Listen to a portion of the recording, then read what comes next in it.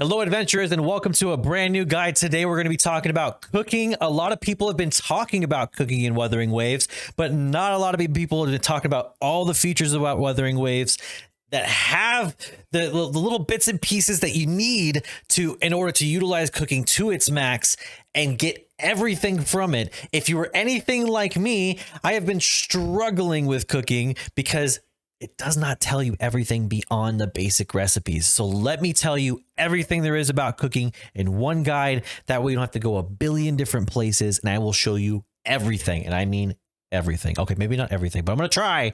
All right, so the first thing is, if you haven't done any of your cooking bits, there's a quest that's here, but you don't necessarily need to do it in order to start the event of cooking.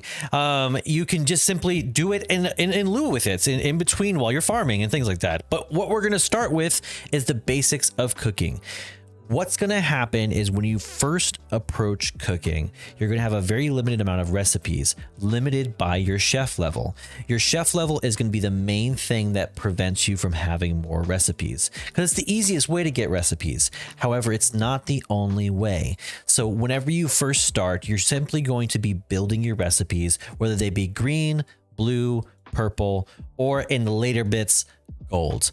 Of course, how much proficiency you get with each of these increases the higher the rarity. So you can see with the Mori pot, I would get 60 proficiency. Whereas the green, I've done all these, but you would get, I think it goes from 20. So 20, 30, 40, and I think 60 is the max that you can get.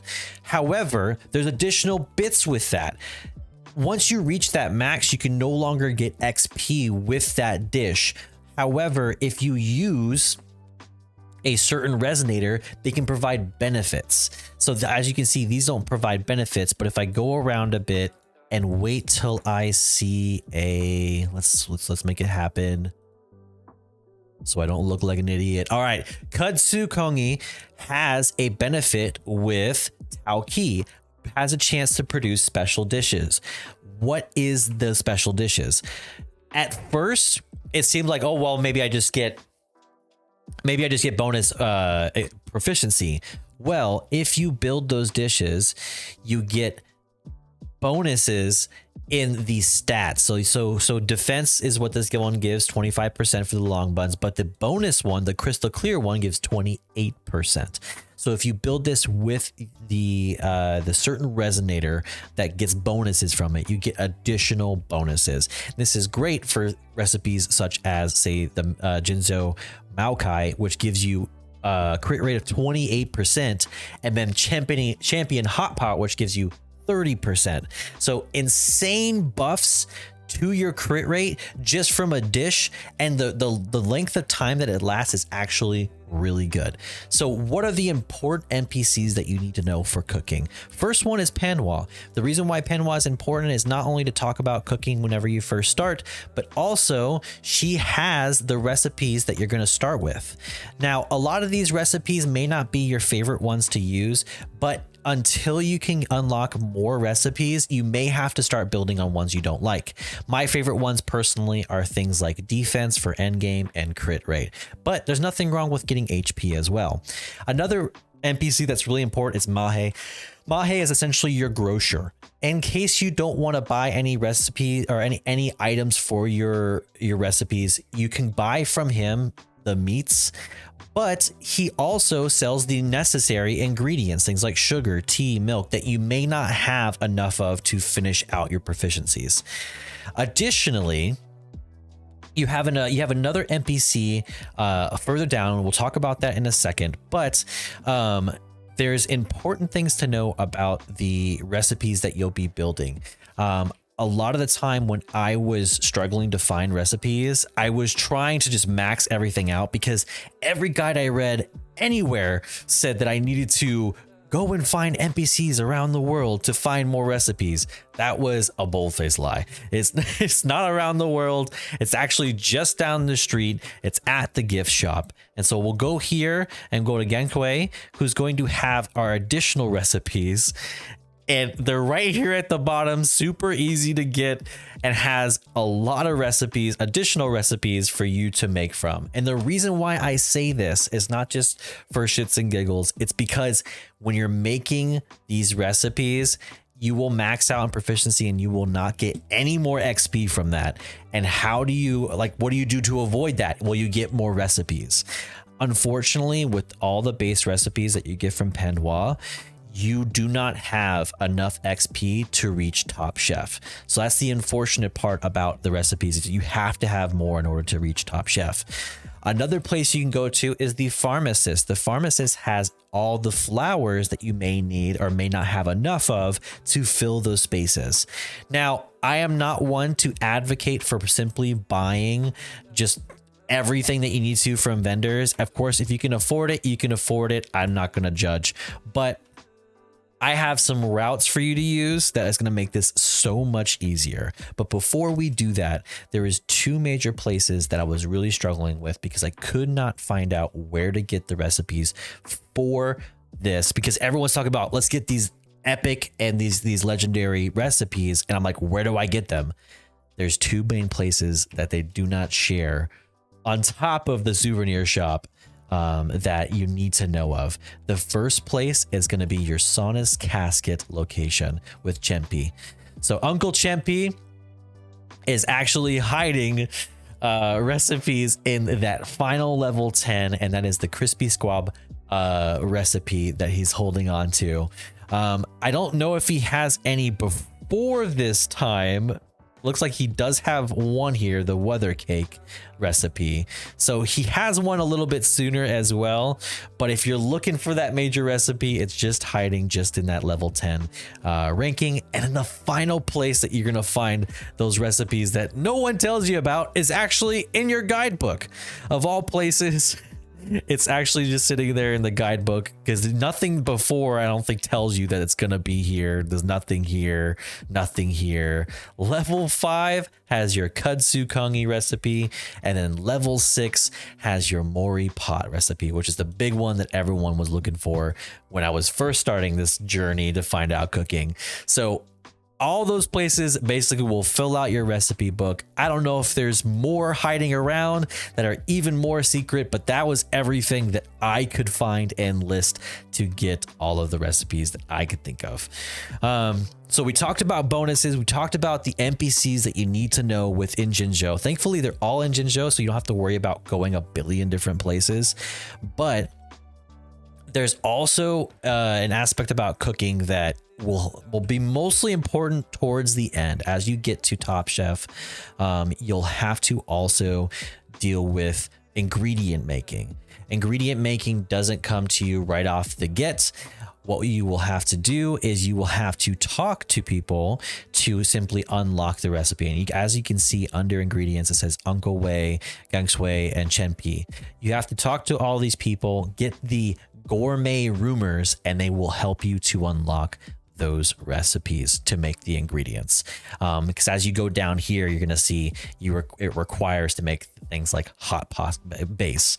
So those are the main aspects of cooking. Most of it, if not a good majority of it, can be dealt with in Jinzhou. If you want to spend a great deal of money, you can definitely buy all your ingredients, all the flours that you don't have. However, I would feel remiss if I didn't at least show you some of the locations that I would farm out that helped me along the way, so I didn't have to buy everything, because there is a limit to how much you can buy. So first, as you can see, the majority of these, if not all of them, are in the grasslands areas, and that's by design. A lot of your grassland animals are easy to find in these areas, so I'll let people scan over and look at my my marks, but basically anything with a leaf is what I used for cooking. So you have a lot in Gubei Pass, you have a lot in the bottom of Tide Rise Cliff, Jesus, and then you have a lot south of Jinzhou, as well as the Donglu Research Camp. It kind of follows along this path here, and then as you go a bit further down, you have some just above or just around the giant banyan. But The reason why these are also really good is for a number of reasons. So let's go to one I liked a lot. Okay, so let's go here. So a number of these locations are going to have your basically your meats, things like rabbits, things like cows, but there's also cats.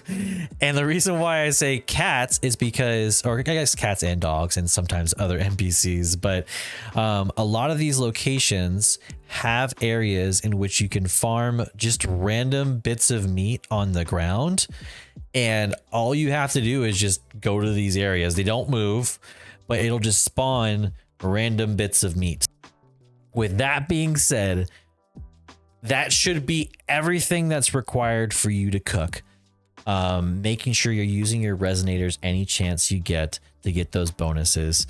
And then the last bit I want to show you is sort of how the buffs work. I don't see this a lot in the guides.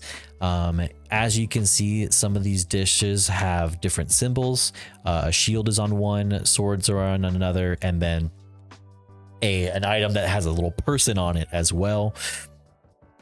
As you can see, these symbols most likely indicate that these can't be stacked in a way.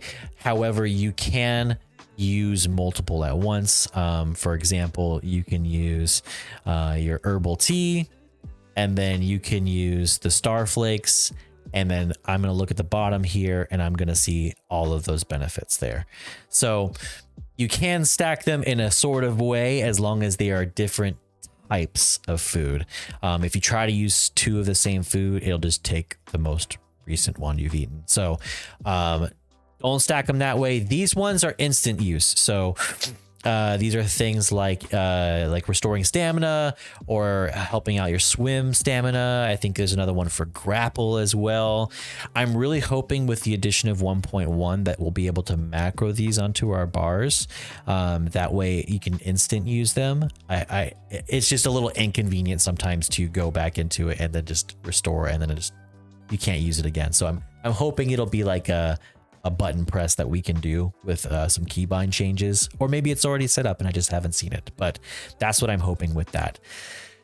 A last little bonus bit for anybody who's stuck around. By the way, thank you for sticking around all this time. I really hope you enjoyed the video. Please like, subscribe, and also follow us on Twitch so you can check out this content live. I am frequently experimenting with content that I don't understand, that I'm trying to figure out, so I hope it can help you out along your journey.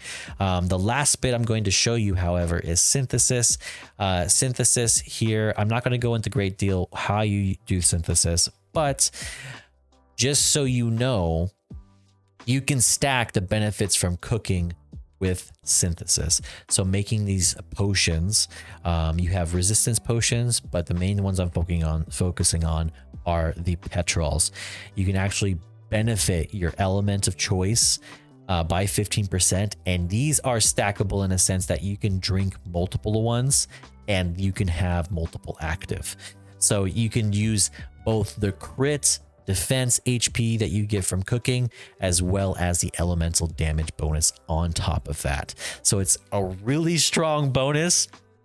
Thinking about it, like 30% bonus to crit, defense, and elemental damage is an insane amount. And especially when you're working like in a co-op situation, you definitely want to show off the best you can. So this is going to be a great way to help alleviate some of that offset in case you have a big level difference, say, between you and your co-op partner.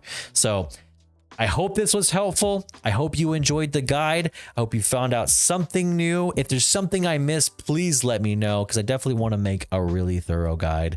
I hope you can reach Top Chef. Super easy. I hope you're making recipes and using them regularly to help you along the way, even just to make boss fights and dailies a little bit quicker is the main idea. So I hope this helped you a bit. Give the page a like, give the YouTube channel a subscribe, and follow me on Twitch. We stream Monday, Wednesday, Friday. We're playing a lot of Wuthering Waves, but we also play AFK Journey. I'd love to see you there. Love to see either your questions, your comments, or your suggestions live or in the comment section. And until next time, May fortune favor your journey, and I'll catch you in the next one. Peace.